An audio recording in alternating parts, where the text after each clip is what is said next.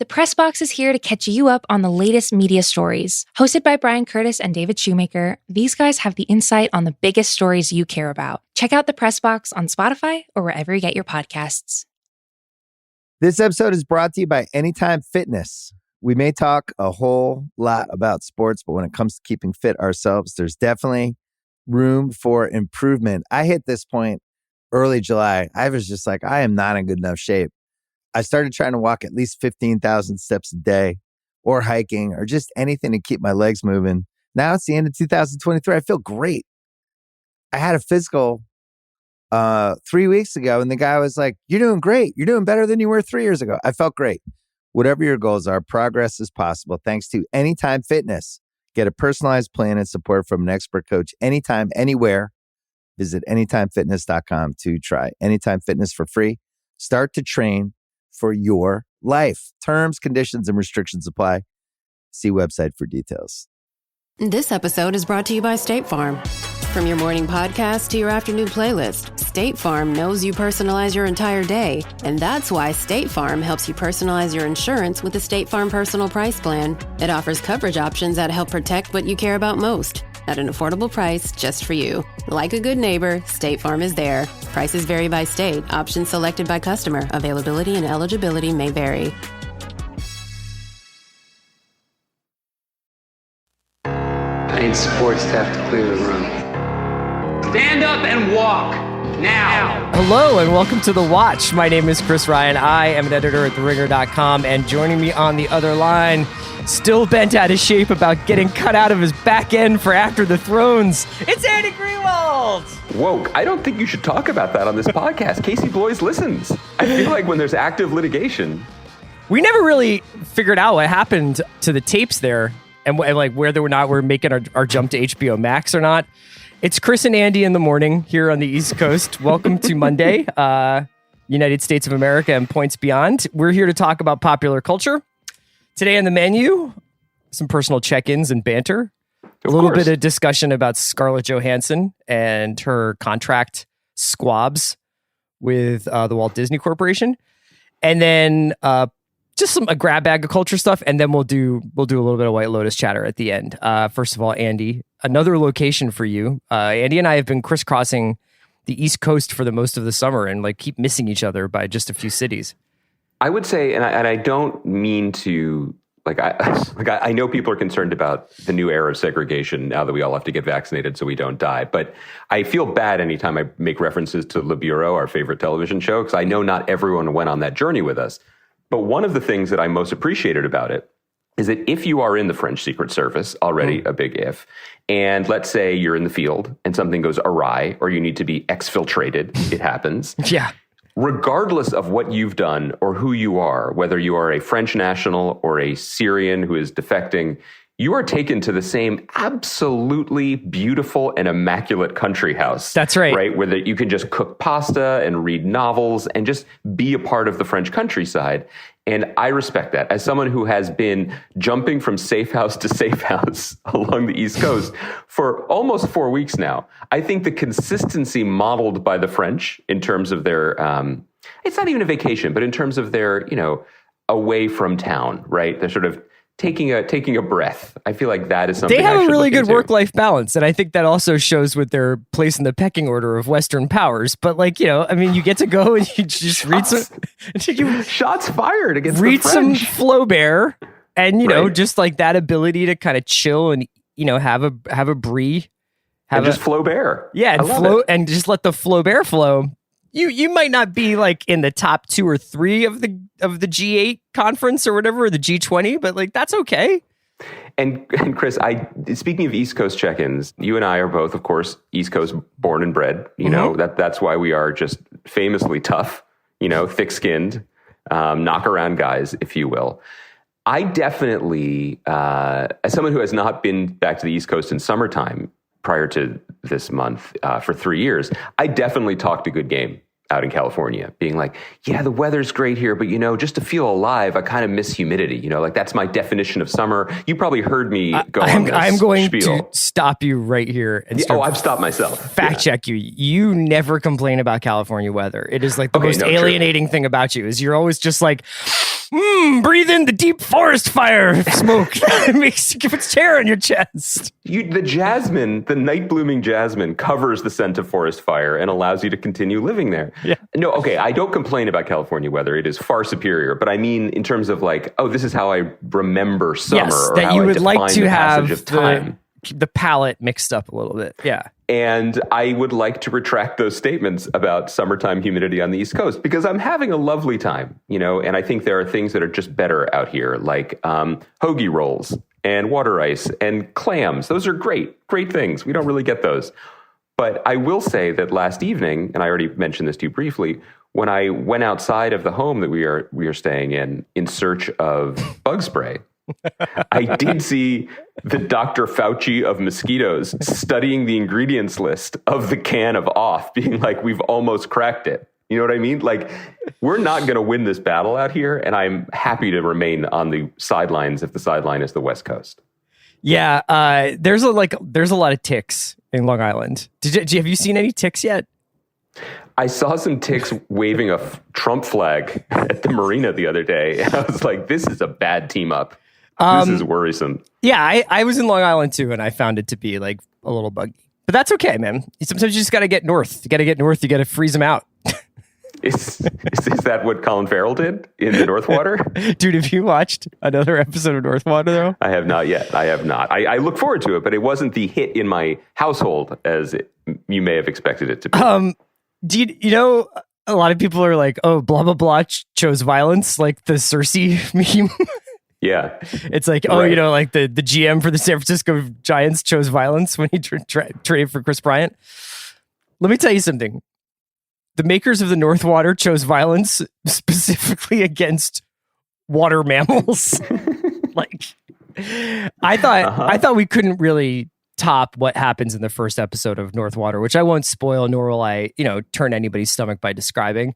Let me just say the animal cruelty jumps up a notch in the second episode. Right, because, there are two things that I've seen this summer that I would group together in terms of savagery. Uh-huh. One was Colin Farrell v. 24 seals in the North Water episode 1. 2 was my older daughter v. Whack-A-Mole at the boardwalk in Rehoboth Beach, Delaware. Similar size creatures, similar intensity and focus. But what you're suggesting, and I've not watched yet, is that just the target has grown, right, exponentially. Now we have graduated from seals to whales. Yes. Okay. And they really make the most of it. Let's just put it that way. It's still a great show. Can't wait to watch the third episode. Okay, so I wanted to ask you about this Scarlett Johansson sitch. For anybody who doesn't know, last week, sort of the end of the week's major story was that Scarlett Johansson was filing a lawsuit against Walt Disney. The Walt Disney Company, specifically Walt Disney, not Marvel, which I thought was interesting. And it was in relation to the sum of money that she was paid to be in Black Widow versus the release and the sort of divided or somewhat obscured idea of like what made Black Widow successful as a business proposition. So obviously it was put out in theaters. Scarlett Johansson, like a lot of Marvel stars, or at least the upper echelon of them, had a back-end participation deal with that. So basically she got a percentage of the profits. This is sort of the same kind of deal that legendarily awarded $75 million reportedly to Robert Downey Jr. for Endgame, I think. So Scarlett Johansson... I like that you said allegedly when the one time you interviewed Robert Downey Jr., you interviewed him in an aircraft hangar, right? And he was talking about how he was stealing Dan Play's birthday party. It was just in the basement of a Hilton or something like that. But he had just had his 50th birthday, and he had Steely Dan play his birthday at a airplane hangar in the Santa Monica airport. Yeah, so I don't think you need to say allegedly in terms of his income, but please. Sure. Continue. Anyway, ScarJo was supposed to get this payday. Obviously, the pandemic has changed the release system of all popular culture, but movies especially, because there's not this reliable thing. Although the Jungle Cruise might say, "Hey, we made plenty of money," and she's pissed off about it because she was supposed to get. Stillwater would not say that from what I read this weekend. Right. She wanted to get this this huge back end participation from a giant box office for a movie that people have been waiting for a long time. And because Disney chose to release Black Widow day and date on Disney Plus for $30, but on Disney Plus, it all got spread out across a bunch of different things. And now, Scarlett Johansson is like, we need to renegotiate my payment since you guys renegotiated the terms of the release of this movie. Now, the surprising thing is not that Scarlett Johansson is necessarily annoyed by this, but that Disney's response was not in the bridge building business, I would say. Disney's response was like, that's fucked up that you said that. It was like, we made a deal and it's weird that you're invoking this during a time of COVID when everybody is struggling. You insulted him a little bit. A little bit. I insulted him a little bit. Drinks around the house. I think that, first of all, I would like to begin with just the idea of challenging pay structures. And I want to just, in light of that, just make sure that you did receive my expense receipt for the $30 Disney Plus that I paid 2 weeks ago. I just want to make sure that you and Ringer Incorporated and Daniel Ek and everyone got that. I think that the mail going to Sweden is particularly slow, but you should see that soon. Q1 22 at the latest. That seems fine with me in my timeline. Let me just get back to my business manager about that. 2, it's not just that Disney was like, hey, Disney was like, so many people have sacrificed so much during this time of viral pandemics. They were also gross. Like, we want more money. We got Pew now. Yeah. All of it is this is significant on a lot of levels, I think. And let's go through them. And this news broke, by the way, I think right after we recorded last week. So apologies for our tardiness. Chris and I are both also contract attorneys. So this was to our benefit to have more time to pore over the legalese, if you will, and translate it for the layman. Number one point is it's always a little bit gross or off-putting when super rich people are like, I should be a little bit more rich. But I do think that if you can get past that, it is worth pointing out the heart of this, which is anyone on the creative side of the ledger in Hollywood, whether they are the most highly paid actors or lesser paid actors or writers or all the way down to grips and lighting and wardrobe, there needs to be clarity from these mega international corporations about how compensation is being factored in and how it's being paid out. Like, it's weird to think of Scarlett Johansson as the little guy here because she is not, but I do think it's worth considering the merits of her claim, which is fundamentally, I was promised to be paid this in exchange for my work and services. I was valued at this amount. I accepted that value of my work and services, and Disney has not met that. So I think that that's the frame with which to consider it. The second piece of it, though, that did strike me as a surprise is I feel like this should have been handled. And one would imagine that from the minute Black Widow began getting delayed, which is a year, right? I mean, wasn't this supposed to be in theaters last summer? Yeah. This has been going on in the background. And I'm sure people with much more time on their hands than us have gone through like Scarlett Johansson's public statements and tweets or whatever in the last year to notice any signs of discord or whatever. Because as soon as the mega corporation started saying, we're going to have to look at theatrical release in light of the global events, there was a mad scramble behind the scenes. And some of those mad scrambles went public with Warner Media, aka the leakiest sieve in Hollywood, when all their movies shifted to day and date on HBO Max, right? And we heard about filmmakers being insulted and crushed and whatever, but we also saw every agent in town making the emoji money eyes face because they were like, now we can redo all these deals. Mm-hmm. And we have them at our mercy because the corporations have said this is what they're doing. And so now they have to make it right. So we don't try to sink these things the way a lawsuit might potentially sink them or at least damage their public relations. So one has to imagine that if not Kevin Feige, the head of business affairs at the Walt Disney Corporation had been on the phone with Scarlett's people for months explaining how this was going to work out.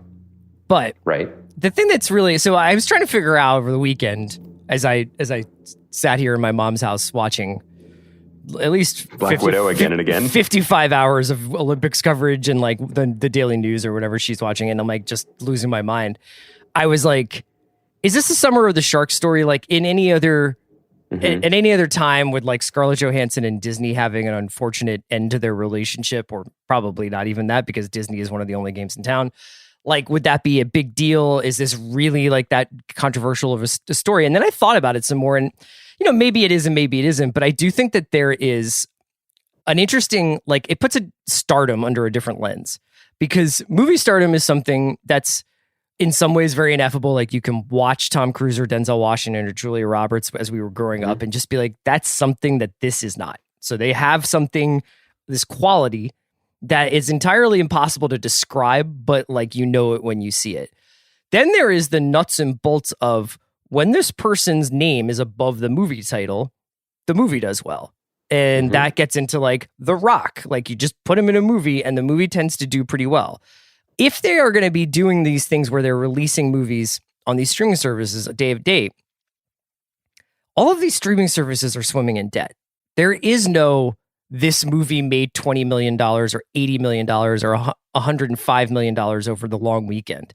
So I wonder whether or not this is going to bring about or force a little bit of a different sense of accounting for the streamers, because the kind of the 180s that they're doing, where they're like, guess what? We're releasing your movie on the same day on HBO Max. That's some tech shit. That's some like in Slack, in the general Slack, you get a team, an announcement about our plans. Guess what? We're now in this business. And like, everybody's just supposed to go along with it. Right.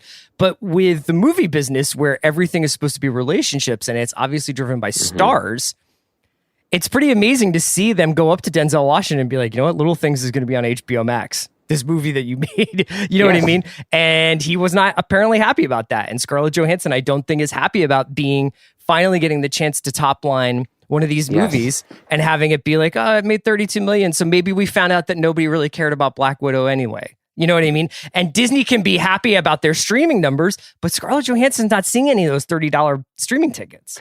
She's also not seeing the positive spin on the larger narrative she's spinning, which is her career. And I think that you really got it right when you're talking about it being a relationship business still, and perception mattering and egos mattering. And that divide is not something that can be fed into the algorithm. And that has, in smaller skirmishes, that has come up in the past when Netflix was negotiating deals or Amazon was negotiating deals, or when Amazon first came to Hollywood. That was the whole thing, that this company, this tech company, doesn't know how to build these relationships or get stars, because they're treating everything like binary code, and it's not that. And what does that mean to the consumer? I'm not sure. But it is worth noting that while many film stars have taken very lucrative TV roles in recent years and won awards for them, and you know, that ceiling or divide that used to exist between the mediums really doesn't exist anymore.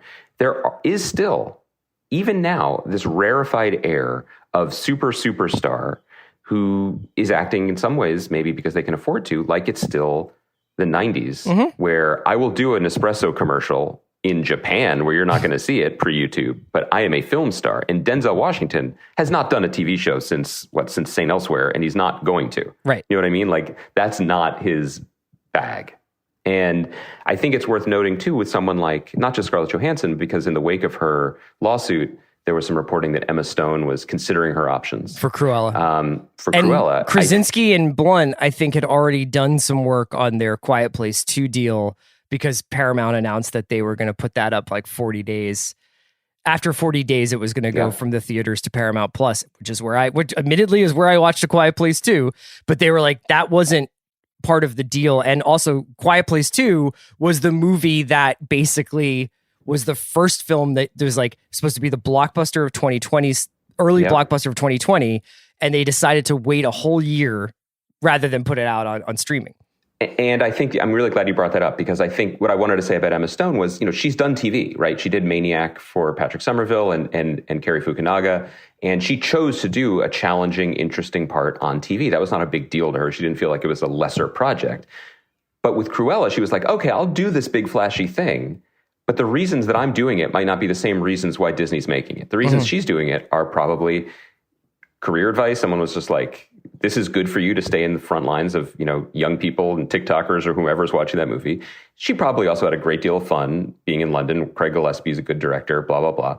But also money. It's cool. Yeah. You know, private school tuition is expensive. She's got a kid now. Fine, make the money. So if you're doing it and it becomes a TV show anyway, that's got to rankle a little bit. That's just not the plan. Maybe it doesn't. Maybe it doesn't. But they're still playing whack-a-mole with like, what is... If this many people, did they watch the movie? Did they?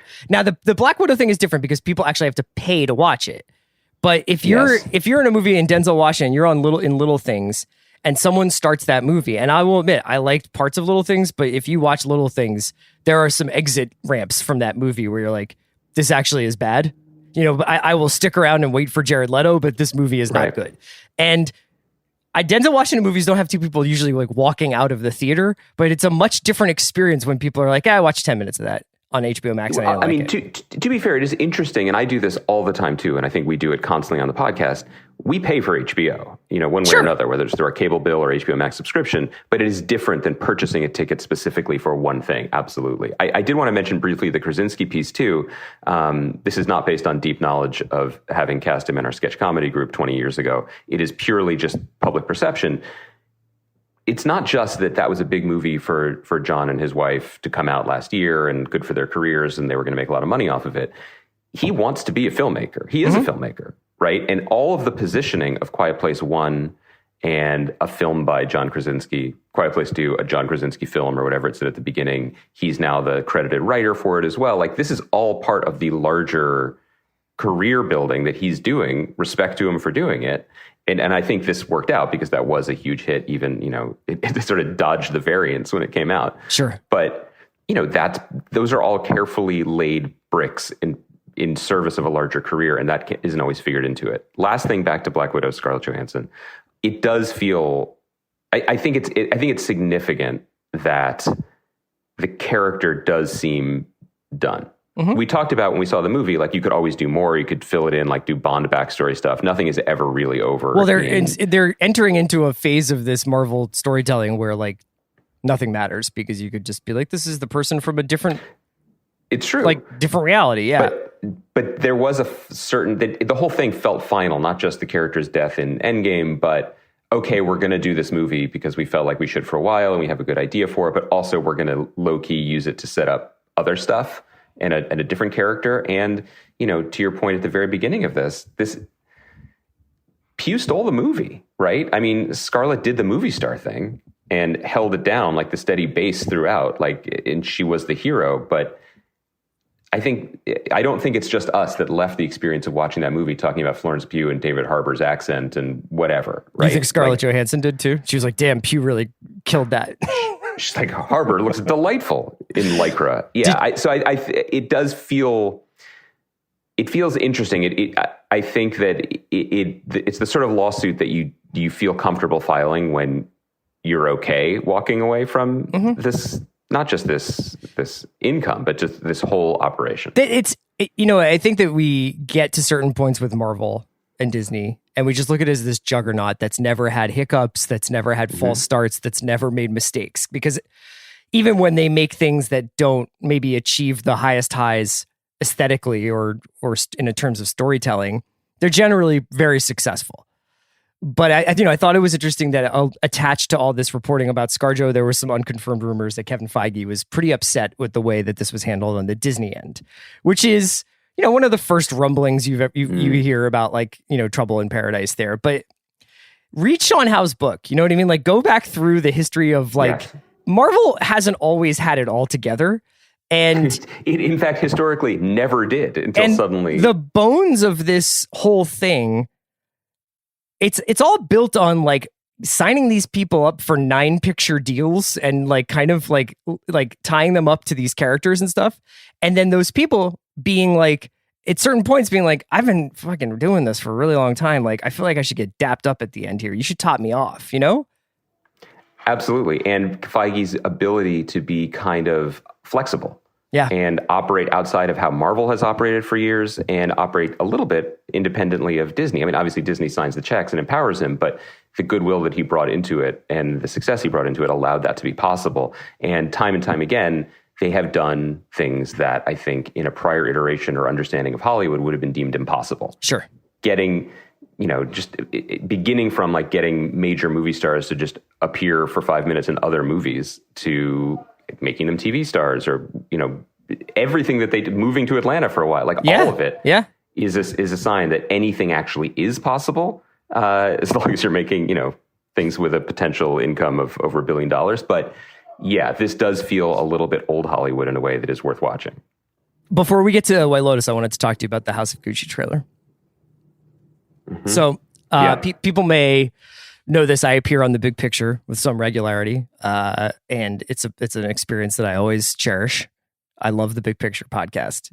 I often listen to it when I am not on, which is wow, coming from you, that's the highest praise imaginable. We do these movie auctions where we kind of draft, we bid for films that are yet to come out based on our anticipation of them. And in the very first one for 2021, I blew quite a lot of my stash on House of Gucci. I had a feeling about this movie. Okay. I was right. I haven't seen the movie, but if we just, based on this trailer, like this is what I've been waiting for. Like when I saw this trailer, I realized like how long it's been since there's just been a cool non-superhero movie theater movie that everybody wants to see. Now, I don't know if everybody wants to see House of Gucci. I don't really care. But just like the absolute heat coming off this one. Finger on the pulse, Ryan, here. Who could say? I want to see it. Do you want to see it?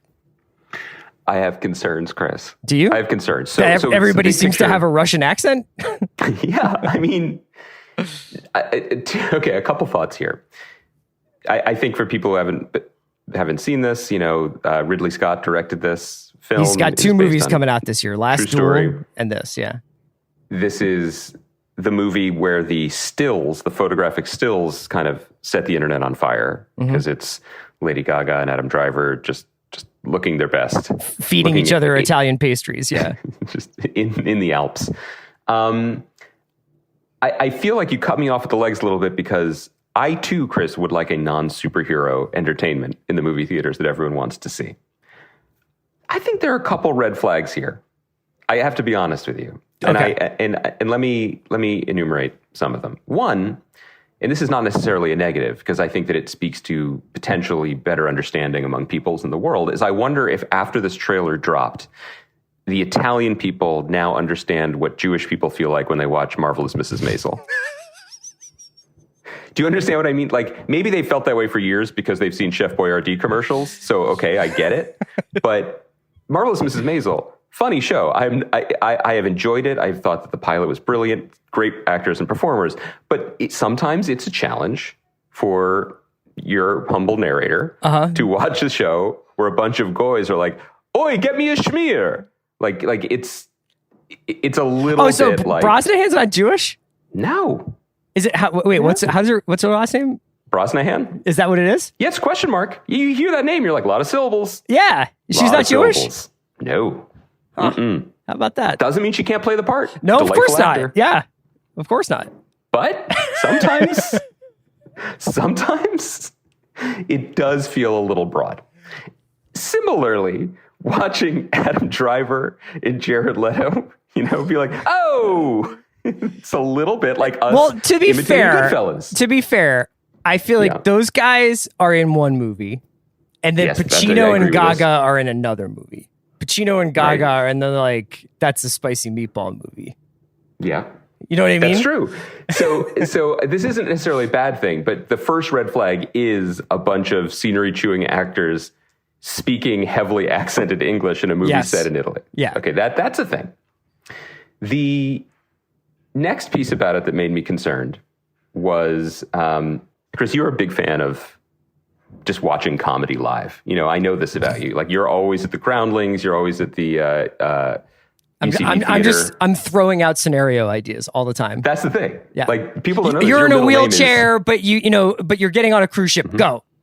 Your middle name is Harold. Yeah. Also, you just described the plot of the American opera, The Death of Klinghoffer, which was not a comedy. But regardless, the thing that is kind of compelling, sometimes in a sick, masochistic way, when watching improv comedy, is that if one person in the scenario is like, nah, the whole House of Gucci, House of Cards crumbles. And I just feel like this movie, judging by what they cobbled together for the trailer, is just one poorly chosen scene or performance away from becoming the next Showgirls, like the next camp classic. Which, by the way, but honestly, there are worse outcomes. We haven't had one of those either in a while. Right. I can't tell you how little interest I have in getting to the heart of what happened at Gucci. You know what I mean? Like, that's not why I'm going to this. I'm going to this for Gaga being like, Father, Son, House of Gucci. And being like, why do you sound like a Muscovite, like divorcee? I love it. Yeah, it just feels like it's been a minute. It honestly feels like it's been since Star is Born that something this big was happening that didn't have something to do with Drax and Groot.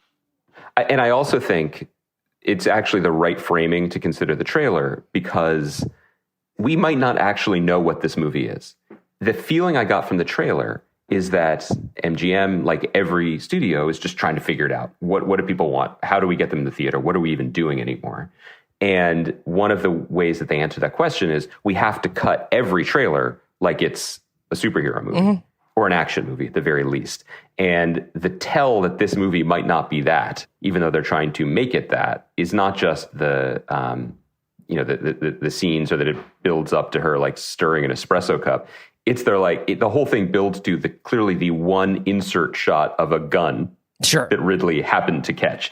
And yet the whole thing is set up to kind of build to making an audience think that this is 6 Underground to 7 Underground or whatever. Right? Yeah. It's not that. So we don't know what it is. The trailer might not be aimed at those of us who have passionately demonstrated for years our love and deep understanding of Italian couture fashion. I don't understand how Ridley Scott is capable of doing this. Like, what a hero. I get overwhelmed when I have 2 podcasts to do in a day. This guy made 2 feature films in 2021, or at least being released in 2021. One is a like medieval like romance and drama with Matt Damon and Ben Affleck and Jodie Comer, and another is a 1980s fashion industry soap opera. And I'm just like, how does it like how does he have the time? How old is Ridley these days? He's over 80. He's got to be in his late 70s. Yeah. He is 83, 84 this year. Incredible. And I say this with total admiration and respect. One of the great filmmakers, and makes everything he does worth seeing. But I do think that if you were to ask people who work with the most successful older directors, like Ridley or Clint Eastwood, I do think they share a particular passion for turning the camera on and turning the camera off. Oh, you know what I mean? And that's lunch. Yeah. And that's lunch. Like but not in a we don't care about art. No, kind it's of just way, like I've seen it all. I got before. it. Yeah, you don't need 6 more takes to get there. Exactly. Right. I know I've got it. And also I trust that the people who created this beautiful set or have dressed this location have done their job. So all I have to do is walk in and say, this is what I want, and I got it, and that's lunch. Yes. And I respect that. And I think actors really like working with that because they know they're in good hands. But they don't, actors wouldn't prefer to do like, not the Fincher amount of takes, but like, don't you think they want a few more than the ones that Clint gives them? Yes, I think often all actors are different, and I remember when I talked to, we both actually, I hadn't broached it with her, but when we had Kim Dickens on the podcast the first time, the first thing you wanted to talk to her about was working with Fincher. And because you hear these horror stories that some actors just break under his demand of like take after take after take. And she was like, I'm one of the people who loves it. I want to keep going. I want to keep finding it. And there are other actors who are like, I got it. I also like lunch. But right. I also think above anything else, what actors want is someone secure and trustworthy driving the bus. Yeah. Because they are just throwing themselves at the mercy of, again, not many people have sympathy for that, but it's a big deal to be that vulnerable and show up on set in Milan or whatever and wear those clothes and be like, wait, what am I doing? And they want someone who has successfully driven the bus or landed the plane before, and they want confidence. And if the confidence is demonstrated by saying, trust me, I've got it. Or if the confidence is saying, we're not leaving here until we agree that we got it, as long as the person is evincing confidence or security, then it's a go. Do you feel that way under my direction on this podcast? Most days. Yeah.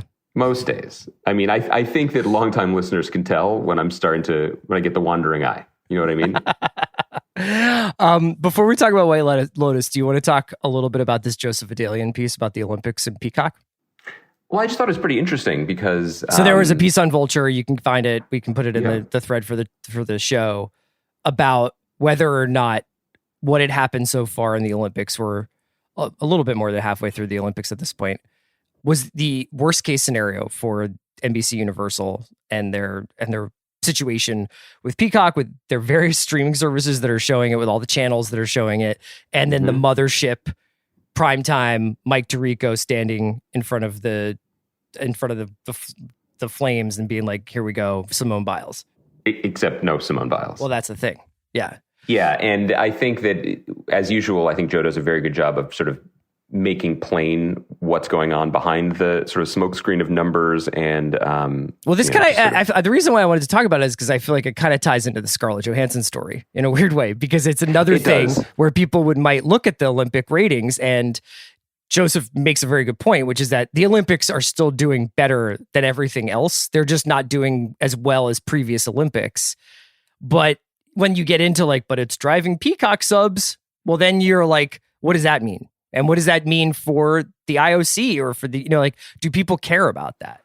I think the other thing that it does very plainly that I appreciated is really spell out how drastically different the television ratings world is in 2021 versus the last time there was an Olympics. And we rarely get into the weeds of Nielsen ratings for overnights on broadcast shows. So this came as a shock even to me. But 5 years ago, 2016, the Rio Olympics, big primetime shows, hit shows.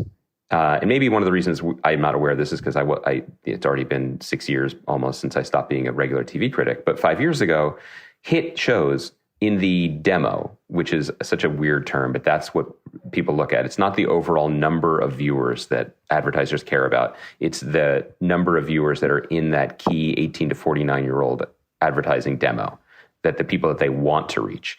So key shows 5 years ago were still getting 3s and 4s in that. Now a hit show is getting a 0.6, a 0.9, a 1. I mean, it's a completely different era, and it happened really quickly. And so his overall point is that NBC Universal may have overpaid in one sense for this huge multi-billion-dollar bet on holding the Olympics for the next 11 years. But their evening packages with, I love how you describe it, Mike Tirico standing in front of the flames. The last thing you see before you slip under. The Olympic torch, I messed that up, yeah.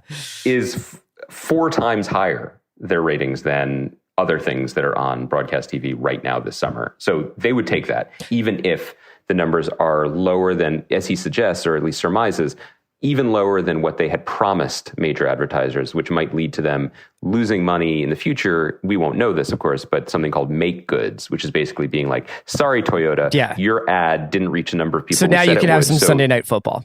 For Super Bowl if they have it or whatever. Which costs them down the line. You've been to Tokyo, right? I've been to Tokyo. Is there, what's the famous, I've never been. What's the famous street market in Tokyo? Is there one?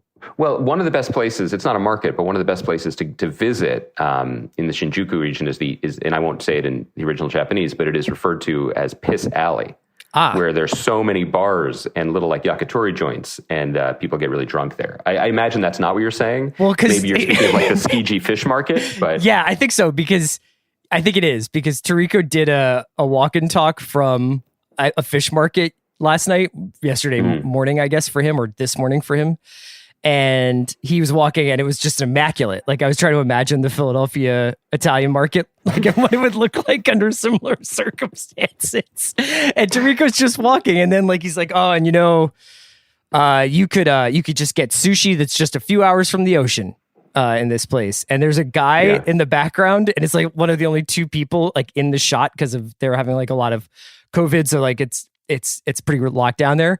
And there's a dude with just his hands kind of freshening up a giant vat of raw fish, straight up. It's the postscript from the North Water. It's what happens next? It sounds great. And I would watch that show. But then what did he do? Throw to judo? And then he was just we gotta check in on these 200 meter men's semifinals. I'll say that one of the things that might be, I don't think it's, hopefully it's not frustrating for our audience, but as everything we talk about in entertainment now falls under the rubric of the long-term shareholder-pleasing machinations of multinational corporations, it doesn't make our job harder, but it does make it more repetitive, in which everything is pushed forward, right? And there are no failures can be admitted, because if you admit failure for a shareholder, then shareholder confidence tanks and your company tanks. So everything has to be pivoted through decisions are made now in the moment, but they are only ever judged not through the lens of the moment they were made or even the present, but the future. So you could second guess the decision by NBC to put $8 billion into being the home of the Olympics when ratings were cratering, when they knew that, for example, the next major Olympics was in Tokyo, which is a 13-hour time difference. So with the internet the way it is, everything is going to be spoiled to the majority of the people in the key 18 to 49-year-old demo. You could second guess that or third guess that or fourth guess that. And then you could keep doing it when the Olympics get delayed a year and then there are no fans. And then some of the U.S. national teams don't do as well as people expect. And then Simone Biles withdraws from almost every event, although I just saw this morning that she's going to compete. Apparently going to do balance beam. Yeah. You can second guess all that. But they're not going to do that. I mean, that would be to admit failure. Instead, they're saying this is a key part of our strategy to X, Y, and Z with Peacock and to, dominate the space. And we're still getting the numbers. And so it's just a constant churn of almost like the hands churning the raw fish. That's the spin of all this. And I think it's kind of too soon to say. A week or 2 weeks ago, I was happily, based on almost nothing, going to say like this whole thing is a mistake. Now, Chris, I am perhaps the East Coast's leading armchair expert in synchronized diving. Like I can spot a successful dive. I can tell you what the sound you want the divers to make as they rip through the water. Yeah. No splash, like a drum being, like a snare drum being hit. So that is still the appeal of the Olympics. And it feels sort of weird to also say, I guess I'll just leave it at this. I still think it should be easier. I still don't really understand the whole thing of it's all spoiled instantly by going to any website. Well, yeah. But if you want to watch it live, you have to go to Peacock, but you also still have to have some. Well, if you want to watch it, live, you have to get up at 5 a.m. And that's right. That's the thing is that there's the day's events are happening. Like, here's a spoiler, because probably by the time this pod goes up, nobody in the world is really going to not know this. The United States women's national team lost to Canada today in soccer. Big deal, but it happened at 8 a.m. on the East Coast, so it happened in the basically like night to morning on the West Coast. I think it happened later. I think it was 1 a.m. on the East Coast. It was an early match. Was it? I think that's when it kicked off. At least that's what my phone told me. Oh, yeah, you must be right. You know what? You're right. I think I'm thinking of the men's basketball, which is next weekend and when they're going to be playing against Spain. So, this is over. Like, they've already done the gamers. Like, the quotes are out. I'm assuming that would be something that they would be featuring throughout the day, if not making it a big part of their primetime broadcasting tonight. It's over. Like, they lost 1-0 and they can't keep that. Impossible situation. So that's out, right? Like, there is some stuff that happens that they've scheduled for the morning in Japan to happen in primetime of the East Coast. But it's a tough time zone. I mean, like, as somebody who's covered a couple of international soccer tournaments, like the ones that are just vaguely on the Western Hemisphere time, like, it's just really hard to be covering something that's being broadcast from Asia. There's no way to make it okay, because I would consider myself to be a fan of the U.S. women's national soccer team. I love watching matches. I love watching them with my kids. And because I am a fan, I follow the USWNT on Instagram, for example.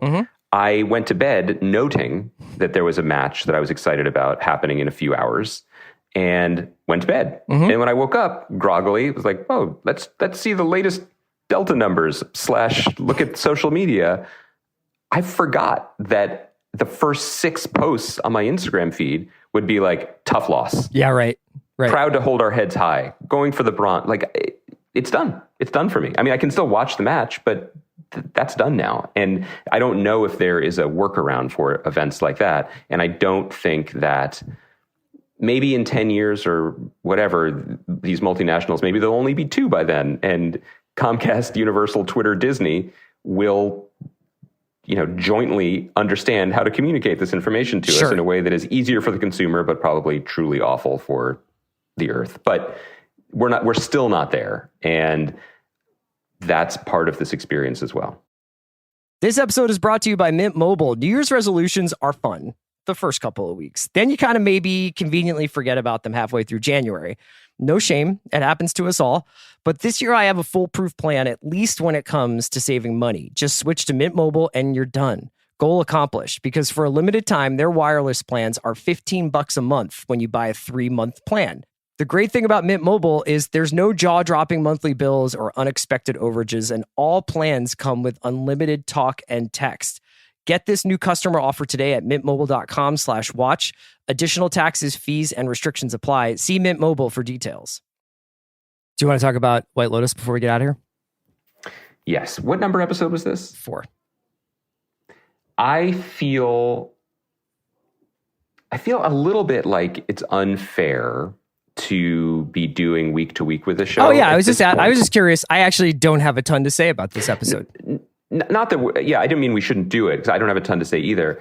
It's just that the show is the show. The things that I have spent some moments in the last few weeks celebrating are definitely also slightly bringing down my week-to-week enjoyment of it. One of the biggest being, the show is about these characters who behave in this way, and they sort of spiral down. Mm-hmm. There is no surprise yet. And I think we've talked about this the other week. Surprise is an overrated element, I think, of drama and certainly of TV storytelling. I really appreciate the opportunity to really dig into these roads or whatever, divots that these characters are driving, that Mike White is driving them, and then just stick with it and stick with it. And that's sort of his filmmaking style as a whole, right? Like, put something uncomfortable on the table and then make 5 characters look at the uncomfortable thing or talk about it for almost too long before we cut away to Hawaiian fire dancing and then cut back again. Even the way the act outs are framed, as I'm realizing, feel out of step with the way this story wants to be told. What are the act outs? What are act outs? So, for example, last week's episode ended with Olivia, Sydney Sweeney's character, seeing Paula in flagrante delicto with Kai and sort of reacting to that and walking away. This week's episode ended with Shane being like, "Oh, I'm going to destroy Armand." Mm-hmm. Those are appropriate places to cut to commercial or to break up the story. But in a week to week era, if you think about the way Mare of Easttown ended, very different shows. Sure. But that seemed at this point, it's actually, maybe we're all PhDs in this now, but those weeks ended with, oh my God, wait, we thought we were going west, but we're going east. White Lotus isn't that show. But I am actually kind of noticing myself chafing against that's going to be a big issue. It's not going to be the biggest issue. The show isn't paced for that. Sure. And I'm actually realizing as I'm talking to you, I can't believe this, but I may finally be moving to the other side of the ledger, which is to say, a show like this maybe should have just been put up.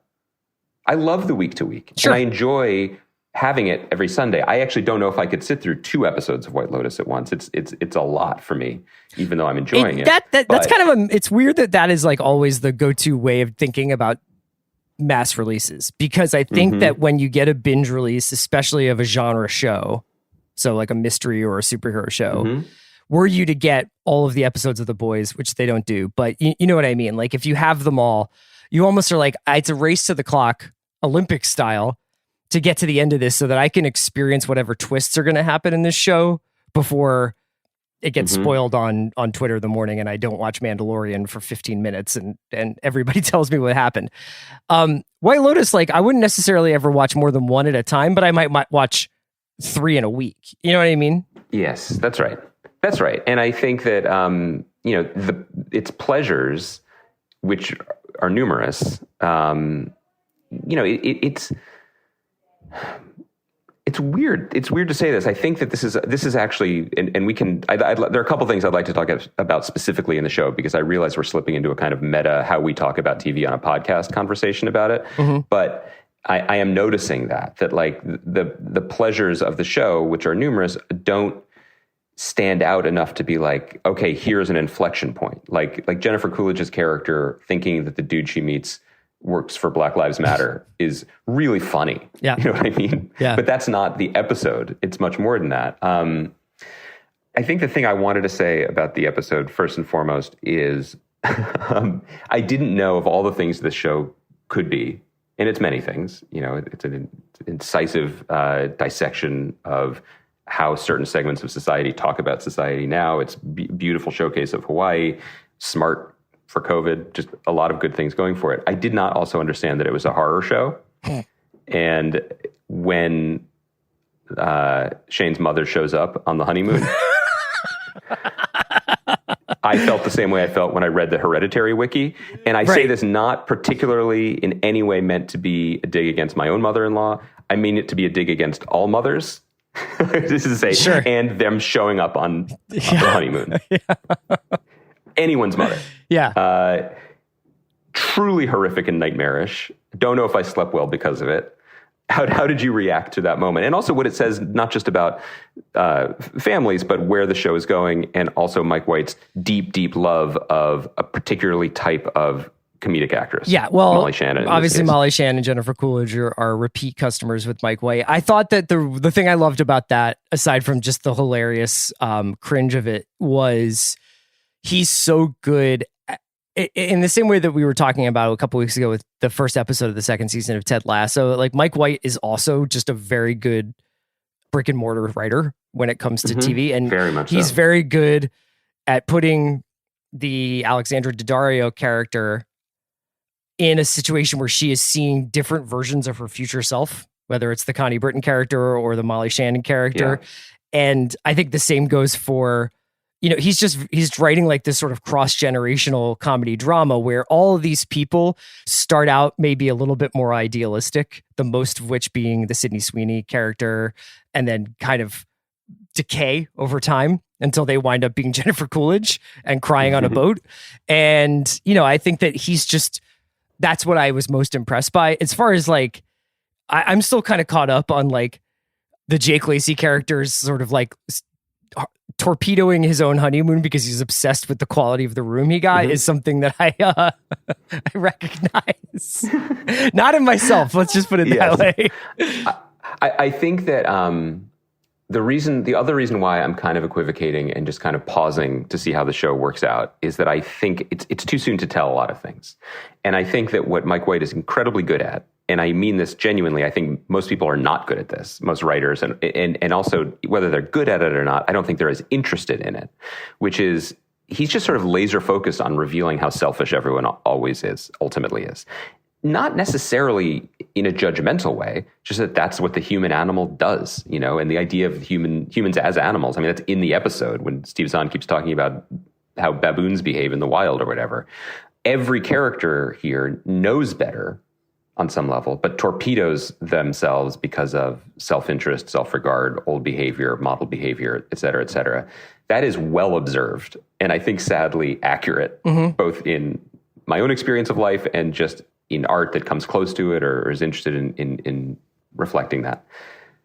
What I'm curious about going forward is there anything past that? The show has no obligation to say that there is, but I'm realizing that in my own experience with things, I guess I kind of do want, this isn't exactly a fairy tale ending, but I'm interested in the dramatic storytelling I see to be shown something that I don't always see, which is the potential chance of redemption or change. But what if what if this is just purgatory? I mean, it's a perfect rejoinder because this is the non-genre version of, I mean, I'm basically saying, can this be a superhero story? Yeah, I know. Where a ordinary person can transform by the end. And this isn't Mare. It's funny to bring it up, but that was kind of the leap that Mare attempted to take in the end that I found very moving. And I didn't have time for people being like, that's not realistic. Well, yeah, it's a television show on HBO. Right. The Mike White project is elevated, you know, in a bunch of ways. I think it's sometimes it's cartoony in the humor, or cringy, or broad, or bright, and that's great because it's a TV show and he's a creative person. But I do think I'm curious to see where he goes with all these characters who have been circling the same drains they brought with them when they got on that boat. Yeah, I mean, that is sort of, everybody thinks they're going to leave themselves behind when they go on vacation, but they just take a more amplified version of themselves there. That's a good point. We can wrap it up there. We will be back on Thursday discussing a number of things. We'll also have a special guest on Thursday. Andy. By the way, Chris, I'm in whaling country right now, so I may just behave like Drax for the next couple days and see how it gets me. In Long Island, it might go over great. I feel like, judging by some of the people I've seen, it would. I got to be honest with you. Have a great rest of your week. We'll see you guys on Thursday. Great job, Bransky.